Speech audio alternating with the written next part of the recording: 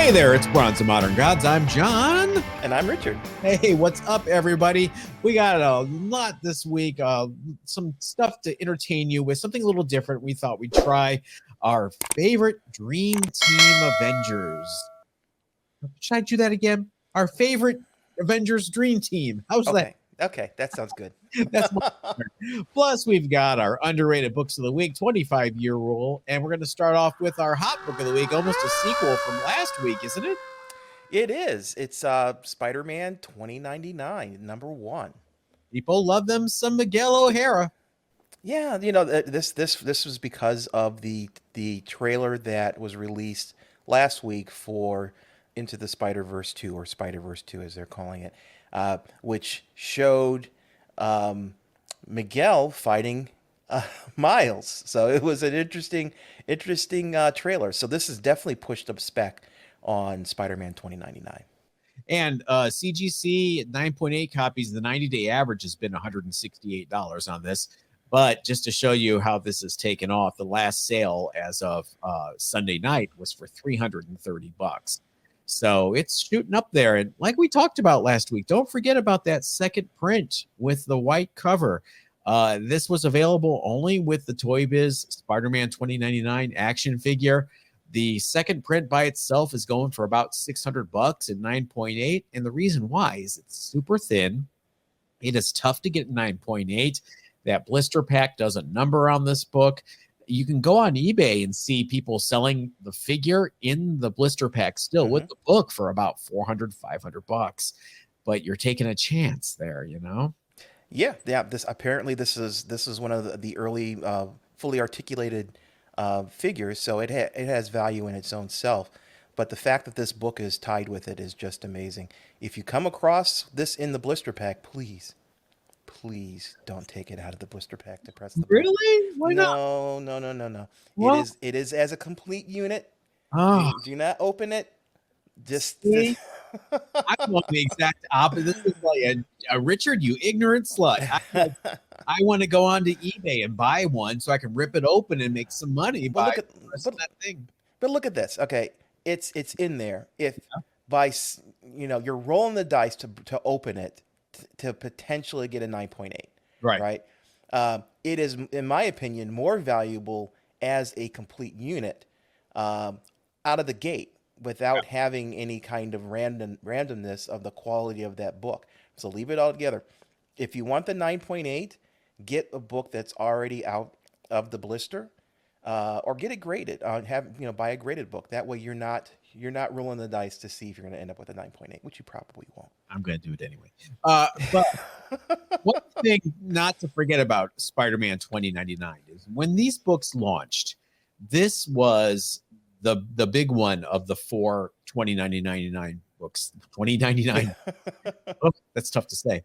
To launch, it was very popular when it launched. It had Peter David writing it. It had Rick Leonardi doing the art at first, and people really resonated with this character. This was one of those rare at the time Spider-Man spinoffs that did not involve Peter Parker that was actually embraced by people. Of course, it was up against Ravage 2099. Things like that. Well, you never did Doom 2099, did you? No, I was just about to ask you about that. No, I didn't. That was popular as well. Not as popular as Spider-Man, but the thing that was great about Doom 2099 is when it launched, you didn't know, is it really Victor Von Doom?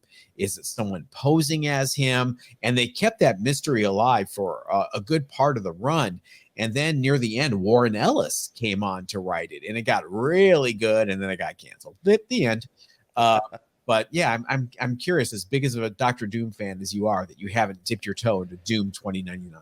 I have not, and frankly, that sounds like something I should take a closer look at. It might be time, toe dipping time. All right, time right now to move on to our main topic, which is kind of a palate cleanser from all the speculation talk we do, all the collector talk we do, all the NFT talk we do. We're going to talk about the characters and the books because you guys like that, like we do. We actually read these comic books. We actually enjoy them for the most part. So we were thinking, what are our Avengers Dream Teams?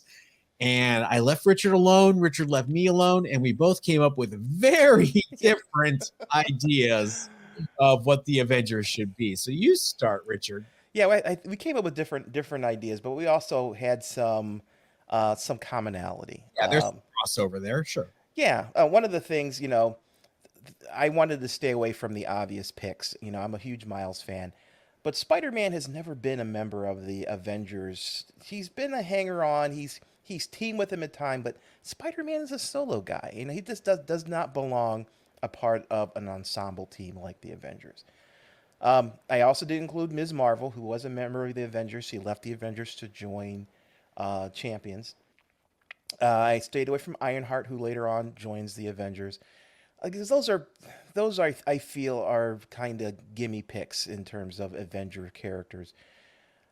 I picked people based on certain criteria. Okay, to me, a successful Avengers team needs muscle, needs a flyer, needs a psychic, magic person, a brawler, shooter, and then you got a wild card, special kind of character. So for each one of those different characters, for archetypes, for muscle, I picked She-Hulk. Reason why: She-Hulk's a great team player. She's been a member of the Avengers.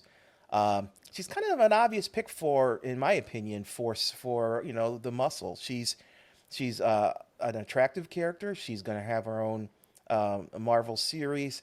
I think she fits in perfectly with this particular team.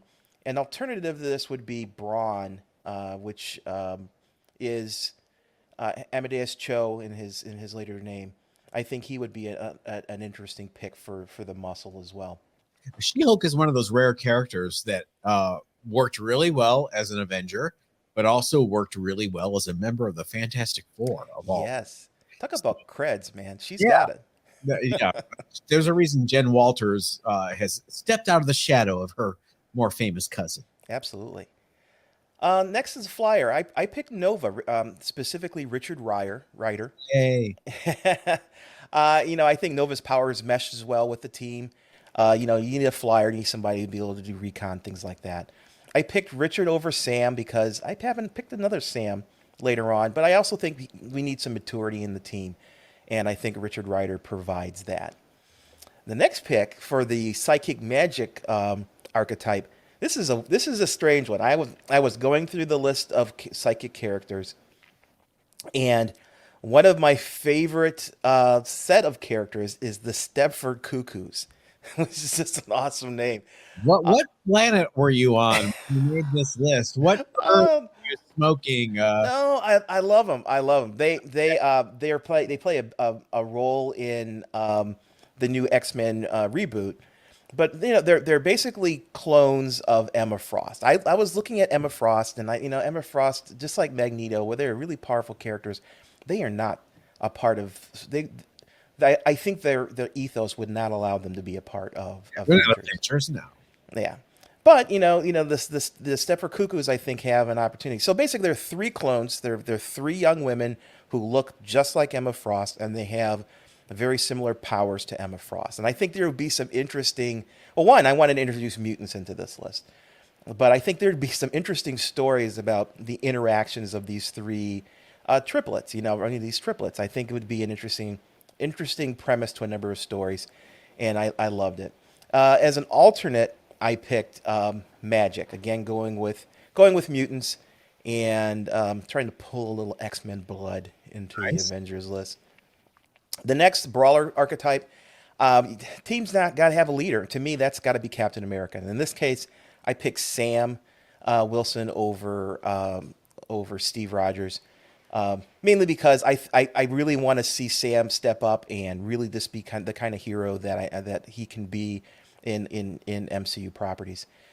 Sam is kind of more of a flyer, kind of a shooter, but I think he has the be withal to be the leader of the Avengers, the shot caller. He's already in the MCU, and I think his series was really good, a really good introduction to him as a character.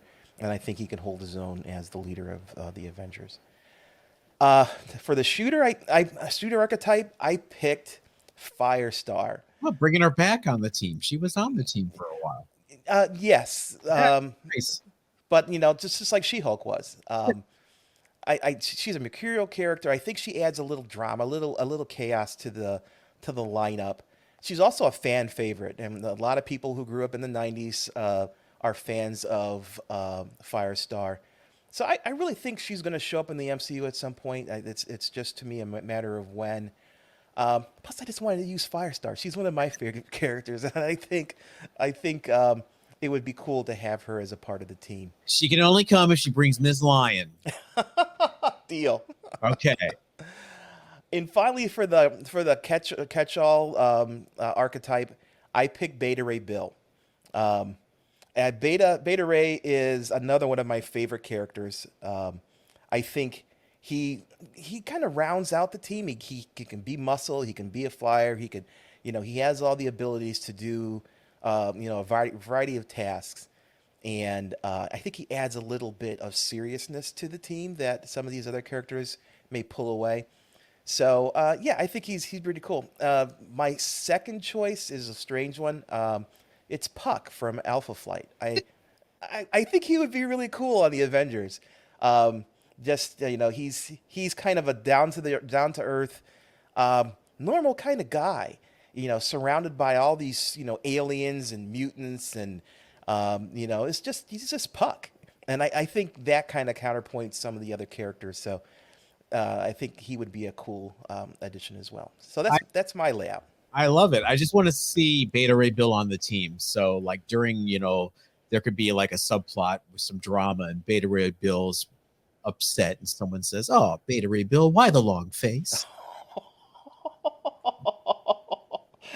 Oh boy. Been waiting to use that dad joke. 30 seconds now. All right. I'm a traditionalist. My team is my dream team, my Avengers Dream Team is a lot more traditional. Mm-hmm. And that's because I'm a traditionalist. Like I said, the Avengers are the Avengers. They're the cream of the crop.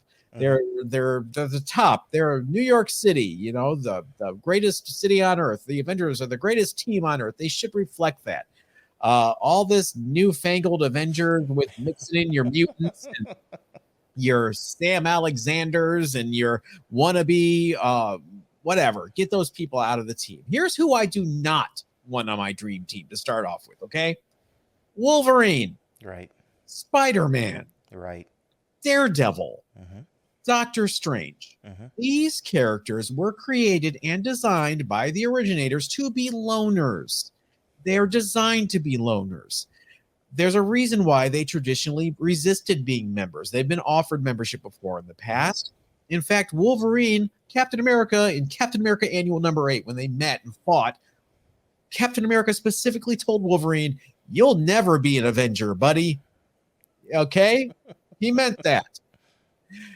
These people, they don't work as Avengers. I mean, it's fan fiction. When right. Wouldn't it be cool if Wolverine and Spider-Man were in the Avengers? It's like something you did when you were 12. It doesn't work. I'm sorry. Totally agree. 100% agree with all those picks. I'm glad you agree. Come at me in the comments. Tell me why I'm an old fogey. I don't care. Well, I do care. I want to hear what you guys have to say. But here are the people that have to be on an Avengers team, in my opinion. Captain America, Steve Rogers, Captain America. There are no Avengers without Steve Rogers. Period. What if Steve's dead? Steve's not dead. What if he's dead? Steve's been dead 1 billion times. Steve's not dead. You make him sound like an undead zombie or something. You wait for Steve to come back. Whether it's the comic cube that revives him, whether it's Doctor Strange doing some hocus pocus mumbo jumbo, whether it's a time travel device, Steve will come back. Just sit back and go, "Oh, he'll be back in about, what is it, 5 o'clock? We'll wait. We'll give him till 7. Stan and Jack knew this. They knew the team needed a heart. The first 3 issues of the Avengers, have you read them? Yeah. Mm-hmm. They're a mess. Yeah. It's like, Jack's kind of making it up as he goes along. And the issue 4, I'm sure it was Jack's idea, said, "Hey, well, okay, we need a center here. We need someone who doesn't have his own book. We need someone who's not running around doing other things." And they gave the team a heart with issue 4 with Steve Rogers. I agree. That's why I have a Captain America on my team for the same reason. He's the linchpin of the team. He's the one that is the center of the storm. and he points the team in the direction they need to go. You know, Yep. your cap or my cap, I think it's the same role. You picked one. You just picked the wrong one. That's okay. That's all right. We'll move on. All right. I should have mentioned this at the beginning, who I don't want on my team, and this will shock everyone. I don't want Quasar on the Avengers. Really? Okay. I was wondering about that. Way too powerful. It doesn't work. I mean, having Silver Surfer on the team. Yeah, for storyline reasons, has he earned it? Is he a good guy? Absolutely. Should he be an honorary Avenger? Yes. When you've got an Operation Galactic Storm or something like that, you call him in. But running around trying to stop the Gray Gargoyle from blowing up Manhattan, you don't need Quasar. It's a 2-panel fight, right. Or it should be. Now, going back to who should be on here, the reason why I talk about Quasar is because the other person I talk about all the time on this podcast should be on the team, and that is Hercules. It was either Hercules or Thor, and in my opinion, you need some muscle. And sorry, Herc is just much more interesting than that stiff old Thor. These, thous, those, verilies. Right. Herc will drink you under the table. You got humor, a little pathos from him being immortal and seeing people die off. You got that, and you got a little sex appeal in there. You got your She-Hulk and Herc. You better make sure you got the place earthquake proof. That's all I'm saying. No, good pick. I love it. Definitely. Herc is a strong pick for that muscle. Now, time for the drama queen, Hawkeye. You need Hawkeye on the team because when he first joined, he and Cap used to fight all the time over who was a good leader, who wasn't. You think you know everything, Steve Rogers. You young whippersnapper, Clint Barton. Now, they allowed Hawkeye to grow, and he ended up leading the West Coast Avengers, and it was really well. It was great to see. Here we see the arc of a longtime member grow to the point where he is leading the team. I kind of hate what's been done to him since, with all the different identities and then his daughter and Mockingbird dying and coming back. I can't keep track. Who knows what's going on with him now? It would be interesting to have Hawkeye and Cap on the same team because they're both used to being the leader. So who's going to be the leader? Is there that old tension can return in a different way? So Hawkeye. Okay, good choice. Monica Rambeau. Yeah, Monica Rambeau. Captain Marvel, Spectrum, Photon, whatever you want to call her, whatever she's being called this week. She is another member that grew into a great leader. She led the Avengers in the late 80s until Roger Stern got taken off the book. And so they said, how can we dismantle the Avengers? Let's make Monica Rambeau look like the most inept leader, even though she's been really good at leading the team for the last 4 years. They didn't know how to handle her. Again, she was way too powerful to be on the team, frankly. But now they've powered her down a bit. I think she gives the team some cosmic level power they need without overtaking the entire team. And she's a great character. When she's written well, she's interesting. She's competent. You need her. Okay, so you pick 3 different leaders then. Well, I didn't say she's the leader. No, but I'm talking about A-type personalities. For sure. Yeah, which makes conflict. Right. It does not, you want a good story with personality conflicts. And if everybody everybody got along, we'd be reading, like the Scholastic version of this. We don't want that. Now, talking about drama and people causing problems. Hank Pym. All right. The man made Ultron. Oops. The man teamed up with Egghead to get back on the team. This guy was a mess. That's why he's got to be on the team. He's a mess, whether he's Ant-Man, Giant Man, Goliath, Yellow Jacket, Dr. Pym, whatever. He's also a founding member. Yeah. And you need drama. You need something interesting. So Hank Pym should be an Avenger. Interesting, because I had him in mind for that wild card slot instead of Beta Ray. But I was looking at, you're right. This is a very traditional lineup for the Avengers. I could easily see this lineup being out there in the mid 80s, for example. Exactly. Wonder why. My lineup is more probably 2015, maybe someplace around Yours there. is much more forward facing than mine. Yeah. I freely admit that. Like I said, I'm a traditionalist. Yeah, no, it's totally fine. It's interesting. We do have some crossover, and for example, of the things we don't want on the team. Yeah. But yeah, this was a fun exercise. When you would propose this, I sat down and I attack things as an engineer, so I made it into different categories and I tried to fill each category. But it was an interesting exercise. Maybe you should try this again. Yeah, we've seen some really crappy Avengers teams over the years. Yeah. Even though I kid the current Avengers, I don't think it's the crappiest team. I think the crappiest team lineup was around issue 300, which was Mr. Fantastic, the Invisible Woman, Gilgamesh the Forgotten One, Thor, and Dr. Druid. No, Dr. Druid was gone by then. It was like, what is this team? Oh, and the captain, not Captain America. Okay. Rogers as the captain. Mm-hmm. And it's like, whoa, thank God that team only lasted for 4 issues before they threw that one out with the bathwater. So. Yeah, and an interesting character I was trying to think, how would Doom fit into that? Oh my God. Let's take the Avengers as a defender of planet Earth, and the team that defends planet Earth, including Doom's home country. Would he be willing to defend Earth against some cosmic force alongside the rest of the Avengers team? If he's written well, he couldn't help himself. He would have to try to betray everyone at one point and take all the power. Well, that's fine. Then yes, that's like the Thunderbolts. You've got that undertone. That other foot is other boot is going to drop, but you don't know when. Yeah. Anyway, I thought, to add some kind of uncertainty to the team, have that. It's kind of like having Loki on the team. He's going to screw people over at some point. What if I told you that I was looking on Wikipedia at everyone who has been an Avenger and that a Doombot was an Avenger? Really? Yes. Oh, I got to find that. And he was part of something called the Avengers AI. Okay. And Doombot was officially an Avenger. And I read that and I went, thank God I don't read Avengers anymore. I think that would be interesting. Okay. Well, I think what was the last good Doctor Doom story you read?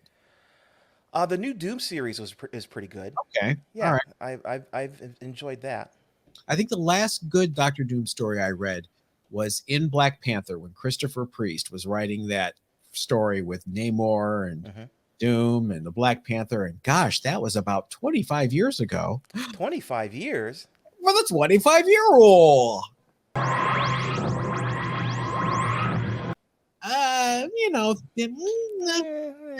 give that one. That's a B minus. Yeah, a little forced, but it was good.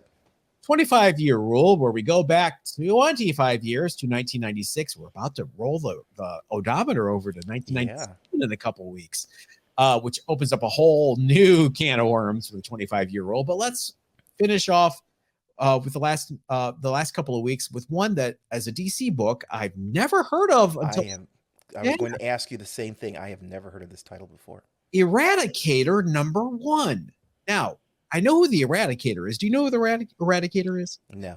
When they did the Return of Superman story, after he died, there were 4 different people posing as Superman, and the Eradicator was one of them. He was, he was. I think he was like a robot from Krypton or something that had sentience, and you had steel, and you had okay. Well, this was a 3-issue miniseries featuring this anti-hero who came out of the Return of Superman story. Now, what is appealing to me about this and why I kind of want to hunt it down now, I didn't know it was written by Ivan Velez Jr., who was this very, very underrated writer in the 90s. He did Blood Syndicate, which he was amazing. And he did the last few issues of Ghost Rider. He was on the last run of Ghost Rider. I had no clue this book existed. I saw it. The cover is interesting. It's not horribly 90s. It seems like someone knows a little bit of anatomy that drew it. I did not recognize the artist's name. Luckily, this will not break the bank. $1.50 or $2 will get you a nice copy from eBay. So if you want to check out the Eradicator in his own series and see what the heck it's about, tell us. Yeah, what a crap burger time for the Superman franchise. It's tough. Yeah. Yeah, after the death, and then Superman was not going to be permanently dead. So it's tough to top yourself. I mean, you have the best-selling comic book in decades, and then Marvel that beats you to the punch with X-Men #1. X-Men #1's before that, wasn't it? Mm-hmm. It was just, it was complete one-upsmanship there for the early 90s. It's tough to top yourself. Sure. So, yeah, it's a rough one. All right, let's move on to our underrated books of the week. Richard, I'm glad to see you back in the Star Wars groove. Yeah. Anybody knows me knows I'm a big, huge Star Wars fan. OG Star Wars fan, too. Don't look it. My pick is Star Wars Clone Wars #2. This is the second comic book appearance of Ahsoka Tano. She appeared in a small book format as a second appearance, but I'm counting, as always, comic books. Mm-hmm. As the first appearance continually just hits the stratosphere, people turn towards second appearances as an opportunity to buy into a character, and I think people have started doing that. This as we enter the holiday season here, we've got Book of Boba Fett coming in the end of the month. There are a couple of other Star Wars properties that are coming, Obi-Wan, for example. So we're going to see a heat up of Star Wars comic books and the values of those books here over the next few months. And like I said, this is a great way of getting an early Ahsoka Tano appearance, the second comic book appearance, for a reasonable amount of money. If you look on eBay right now, they're going anywhere from $80 to $120 for a near mint copy, which is still a little on the pricey side, but compared to the, if you look at the the Clone Wars #1 going for about $4,000 as a 9.8, it's definitely something I think is more in reach. This book I still think is undervalued at the prices that are on eBay right now. I think it's undervalued. Every now and then you come across a gem. I picked one, a 9.6 up for $150. $150. Sorry, I was slurring there. So they're still they're out there, and I think people may have, in their rush to grab #1, passed up on #2. Just like people in the original Star Wars series, they #1 has the high value, but #2 is also a valuable book. It's happening everywhere. These second appearances of major characters are picking up steam because people, can't mortgage. They can only have one house they can mortgage. They can't mortgage the house again. Oh yeah, it's crazy. I mean, especially Ahsoka Tano. Her appearance, is really just lit the fire of the Clone Wars series. And there's a special edition that was limited to 1,000 copies, a variant of #1. That it's going for $18,000 for a 9.8. Yes, a normal human being just can't spend that kind of money. So I'd much rather spend a couple $100 on this particular book. So right now there are 66 9.8s on the census. The GPA for a 9.8 is about $325, and I think that is a good price. So if you can come up with this book for less than that GPA or around it, I think you have a good book going into the next, the Ahsoka show is coming out probably next year. And Rosario Dawson has done just a great job of portraying Ahsoka Tano. She was just awesome in The Mandalorian. So I think this is going to be a really, really hot character. And this book is her second appearance. So I say grab it. All right. Well, you teased mine earlier. I appreciate that little foreshadowing there. My pick for this week is Totally Awesome Hulk #1. First of all, great title. With much of the focus on Amadeus Cho's first appearance in Amazing Fantasy, people are sleeping on this one. High-grade copies of this will run you about $30, as Richard and I found out when we were at San Diego Comic-Con Special Edition. We each picked one up for $30. A CGC 9.8 is about $105, $110, which surprised me because I had no idea this was happening. Issue 22 of Totally Awesome Hulk is going for a lot more than that because apparently it's the first appearance of something called Weapon H. Do you have any clue? I assume it's a Hulk. Yeah, Weapon H is, imagine the Hulk with Wolverine's claws. Oh, more fanfic. Wait. We'll give him web shooters too, and he that's coming.